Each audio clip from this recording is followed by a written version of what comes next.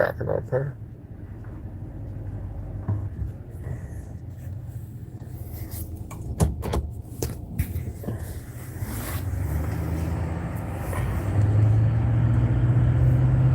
Alright, so in today's video, nothing, we're just driving to the range.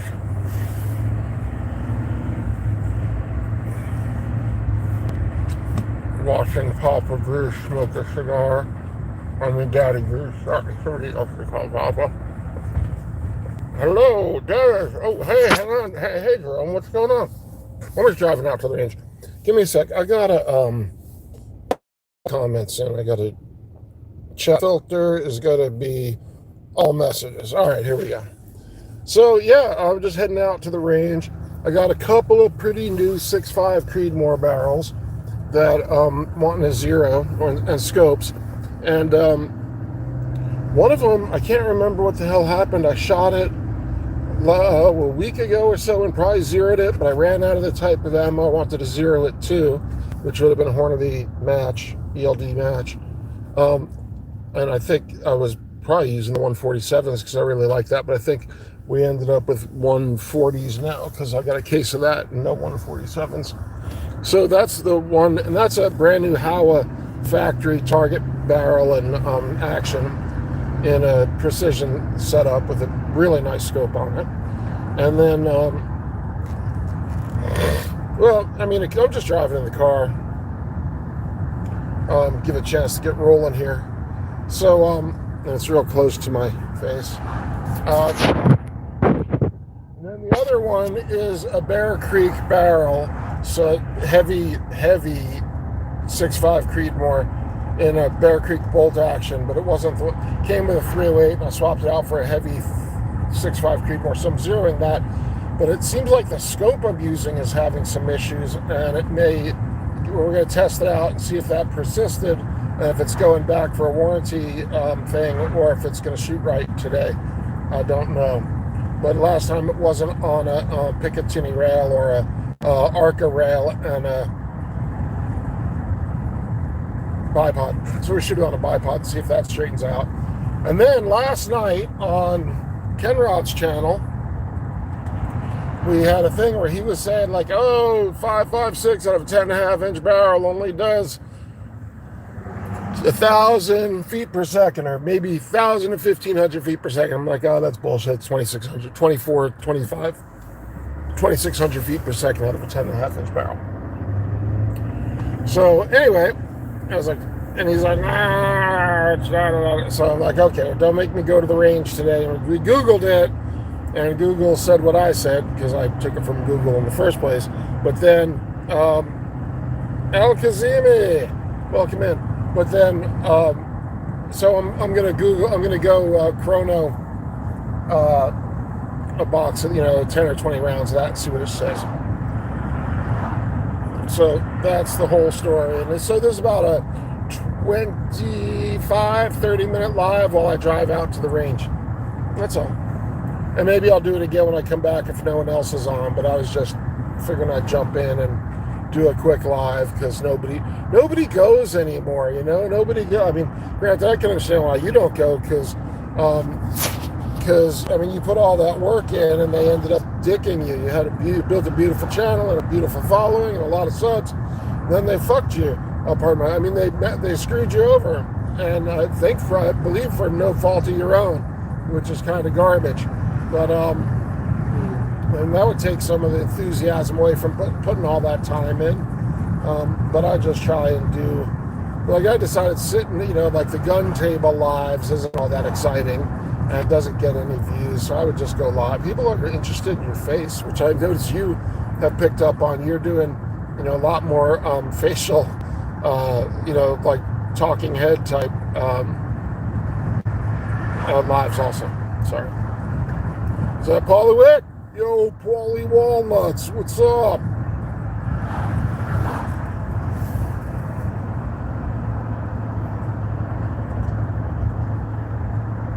Wow, that's too bad. Ferrante also.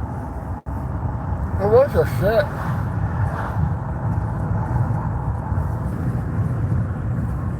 So anyway, I'm just doing lives like this when I drive to the range. Seems to make a lot more sense for me, because otherwise, like, the time that I would usually get available to go live is like 9 at night and nobody's watching. And as it is, we got 6 and 3. It's not like they're driving a lot of love to my channel.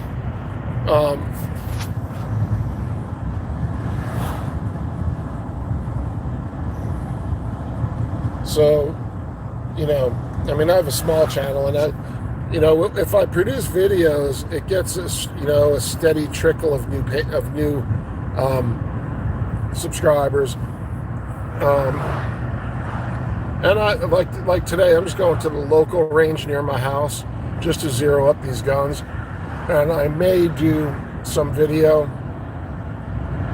Depends how they feel about it, but it's like the members range, and they probably don't. If there's people there, I probably won't do anything. Or, it's not. I'm not really feeling it. I'm not feeling videos today, to be honest. I might make some kind of little video of the chrono while I'm, shooting the 5.56. And I didn't bring a. I'll probably just shoot that off a bag or something, just so it runs near the chrono. Beautiful day in Western Washington. Nice sunny day. What is that glowing orb up in the sky that we never see here? Sorry, I can't really drive and really do the comments. Not that there's that many, but I got to mostly put my attention on the driving, and then. Like right now, I couldn't see the comments if I wanted to, because there's so much glare in my face, and so much sun in my eyes.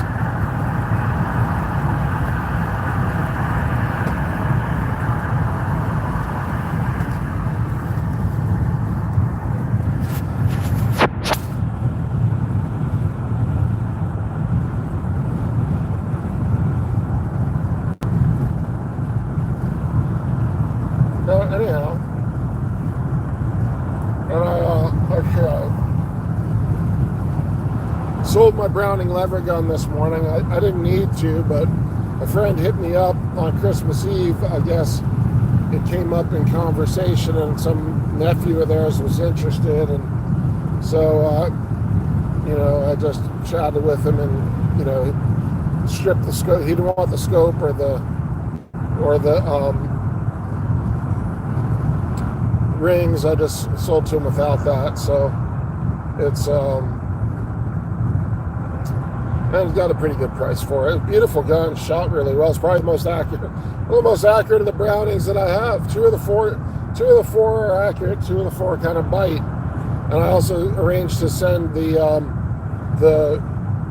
Target Max X bolt back to Browning to see if they're willing to do it. It costs $122 for shipping, basically, to send it back to them, and there's no guarantee they're going to do anything, but so that's ridiculous. I probably should just put it up on Gun Broker and sold it or somewhere, but and not put more money into it, and then it's just ridiculous. So today, funny you should ask, because I already went through that. I've got 2 6.5 Creedmoor rifles. One is a Howa factory barreled action, and in an MDT stock with a Bushnell 5-30 scope. Really lovely scope, by the way, Match Pro scope, and I'm very excited about that.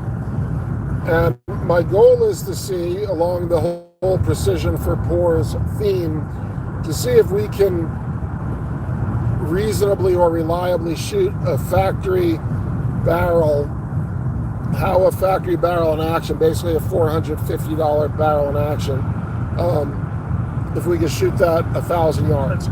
And so, sorry, stretching my nose. So I was tighten up the zero on it today, and we may go tomorrow. The weather's supposed to be about like this. I don't know if you see that, but it's kind of a beautiful day in Washington. It's supposed to be about like this tomorrow, and there's my buddies turned me on to their 1,000-yard range, or even a 2,000-yard range. I heard there might be steel at 2,000, but that's a whole other ball game. Got a lot of guns that can shoot 1,000. I don't have any guns that can shoot 2,000.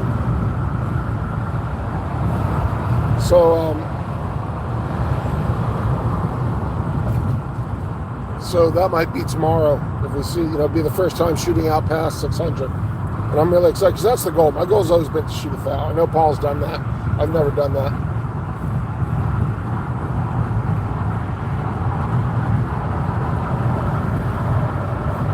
And then this coming year, what would follow is participating in the PRS series out here, the Precision Rifle Series, where we compete at target ranges from 300 to 1,300 yards.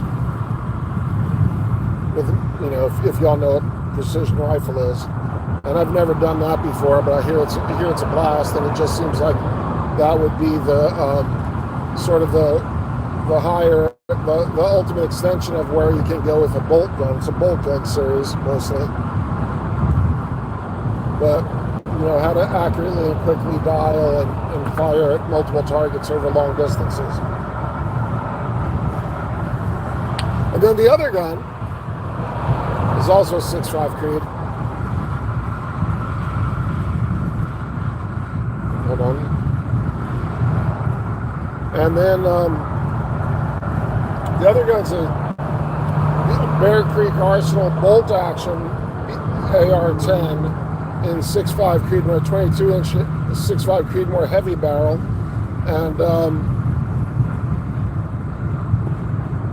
and the gun was shooting great, but the scope I had on it wasn't being very accurate at all. So I checked the scope. It's got basically it'd shoot like right, straight left, just dead on the center line, but it would shoot. Take one shot, and it would be on target, and then another, or an inch below the target, take the next shot, it'd be 2 inches below the target, take another shot, it'd be 3 inches below the target, take another shot, it'd be 4 inches below the target, dial up like 2 clicks, and then have it be 2 inches above the target, so I think that the turret is off on that scope, and today we're going to verify that and maybe send it back, or maybe it was just because I wasn't shooting it on a bipod, although I'm pretty sure that scope is broken and gaslighting me to boot, and we're going to find out today.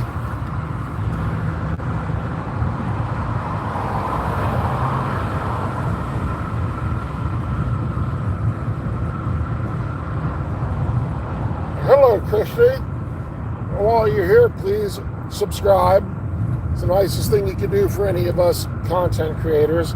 Please subscribe to the channel, because we got to grow the channel, because YouTube's always siphoning off the subscribers, pretending they're not, but they are.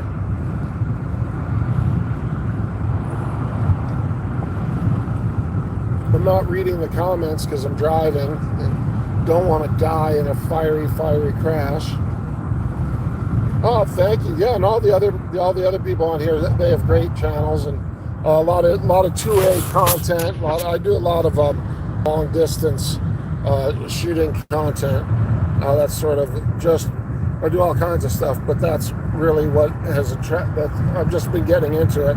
I never thought I would. I always thought bolt actions were just boring, and now I'm all addicted to building, serious long distance precision bolt action rifles and shooting them. Can you all hear me okay? Because I got the windows down. It's making that wind noise.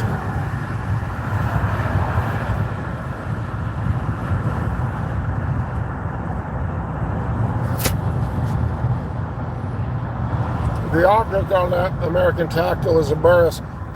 Burris has a wide range of optics, but generally they're using Philippine glass, and their glass quality is really good.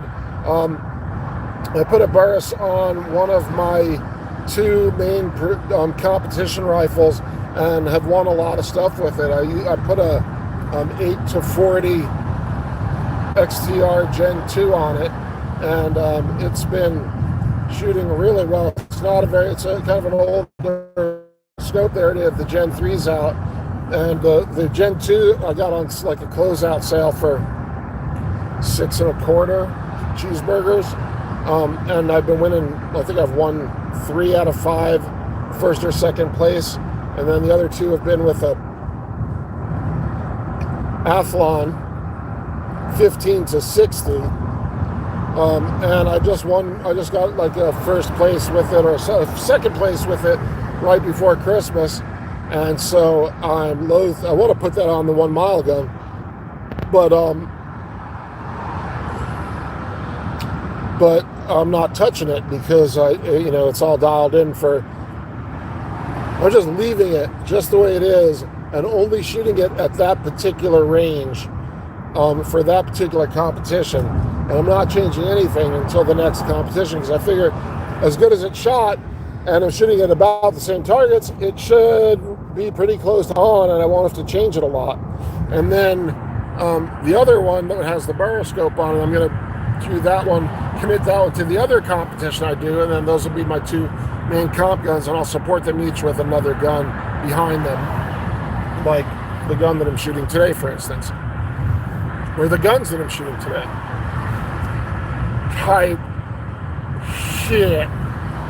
The most virile man on the internet has entered the chat. Ladies and gentlemen, please welcome J-Dog Pimp Daddy C. And the best, most accurate long-distance shooter. Last recorded shot was Guinness World Record, 7,000 feet, 7,000 yards, pardon me, with a 9mm, single-handed, unsupported. How does it feel to hold the world record, Mr. J-Dog Pimp Daddy C? What? What's that you say? What? I can't hear you.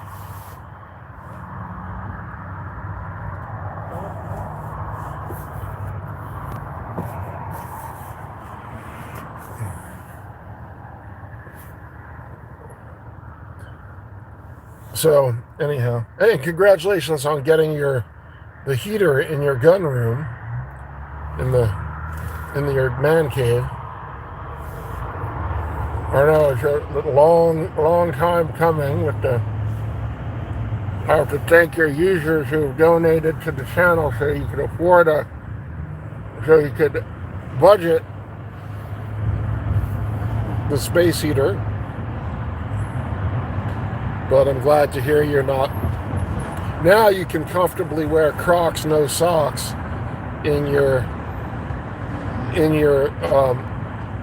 gun cave, despite the winter weather.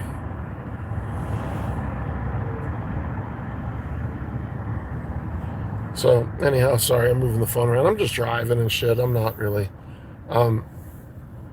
So yeah, we got a couple of 6.5. Oh, and then last night on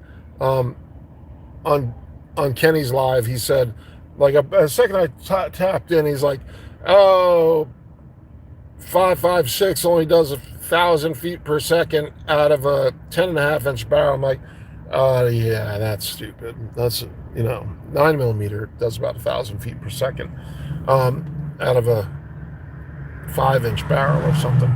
But anyhow. So I just Googled it, and it came out at like 2,500, 2,600. And as long as I'm going, I was like, don't make me fucking do a what do you call it? A video that. So I'm just going to we're just going to throw it on the chrono and see. Not that anyone's going to watch it. Not even Kenrod, because you don't watch any of these videos, but his own. He's too busy. Pimping.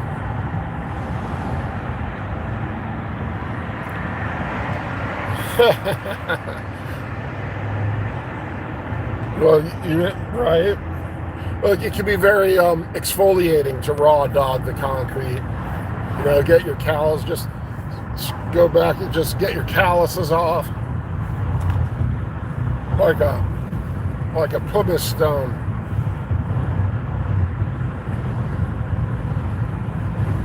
The ladies in the chat would understand. The only reason I know about this shit is because I'm married, so I have to hear about things like pumice stones. Because I don't have a remote with an off button.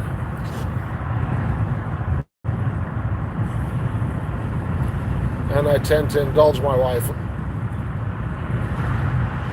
I let her talk and feel human occasionally, and therefore I have learned about pumice stones for your heels to keep them soft and ladylike.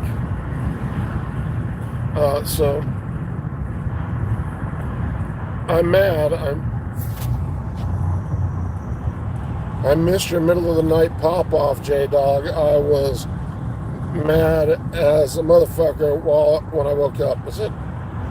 Oh, you gotta set these notifications for an alarm, you know, when J-Dog comes on. Shit, I was like going to bed. I just remembered last night. I went out, lit my cigar, smoked for a while, and I was like, shit, I need to clean these fucking rifles. So the reason I in turn, I'll tell you now, J-Dog, the reason I'm cleaning these rifles, when you break in a new rifle, a new precision barrel, or any rifle, any hunting rifle, you're supposed to take a shot and then run ammonia pad down it, and then take another shot and run a pad down it, a patch rather, with dip like an ammonia copper cleaning solution. And the first 10 shots, every shot you take, you run a ammonia patch down it. And then for the next 10, every other shot you take, you run a patch down it. Now, I don't do any of that fucking shit because I do not have the attention span for it. And all the barrel makers say, well, just why, that it's a bunch of bullshit, but they have to have some procedure. So I shot the gun once, probably ran 10 or 20 rounds through it, and I copper patch the shit out of it. And now I'll run it again today, and I'll copper patch the shit out of it. And then probably every 50, 60 rounds or so, I'll do it again. If I'm competing with the gun or making videos, or I need them for precision. For like Glocks, rarely. Walthers or Valtes, no, because W's are V, pronounced as a V, so it'd be a Valter or something like that, Valta. But no, those German, Austrian guns, those are dirty girls, man. They run good dirty, and they have like dirty accents, all that. All right, so anyhow,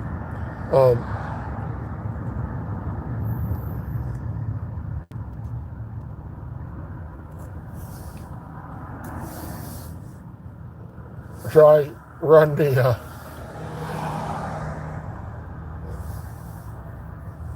ARs suppressed. They get fucking filthy. And then like I'll just keep squirting CLP in them and running them until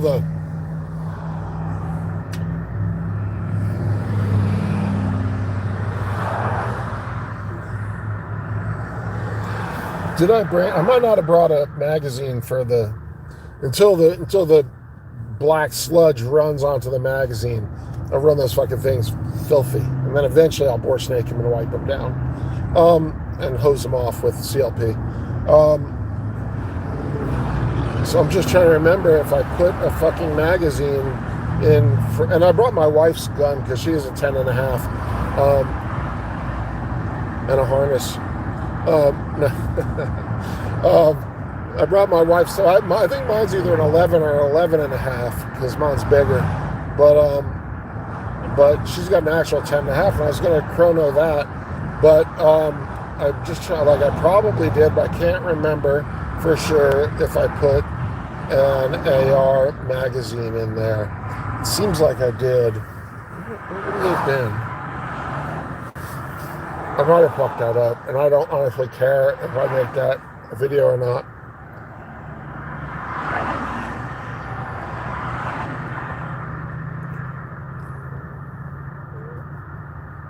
But anyhow, thank y'all for being here. I went to turn for the range for the gun club.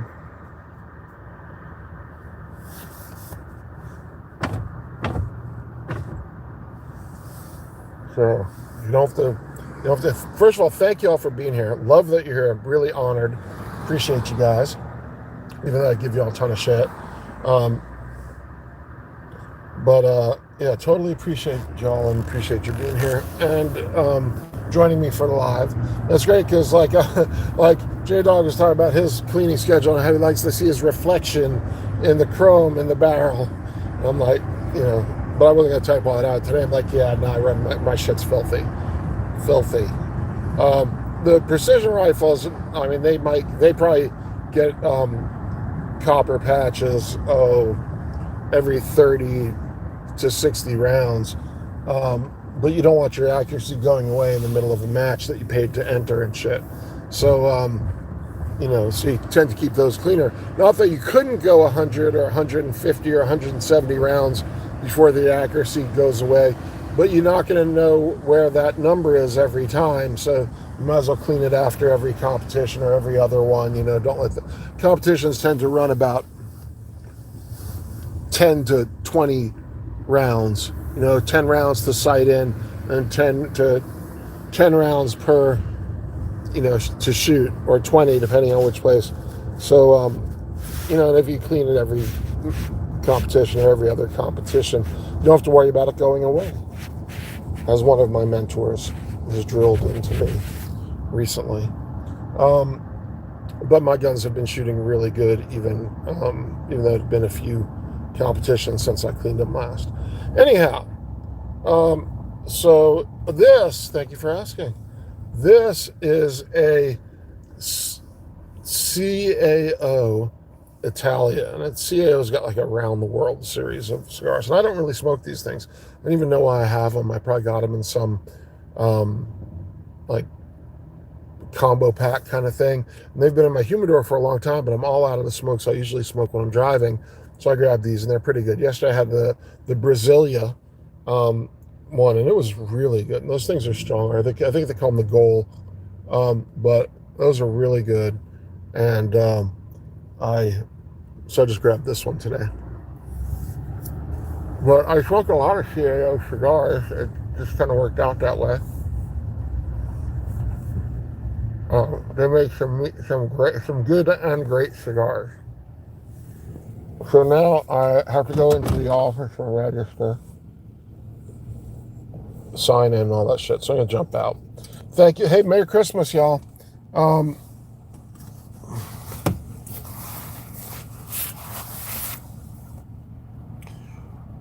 Well, yeah, it just is what it is.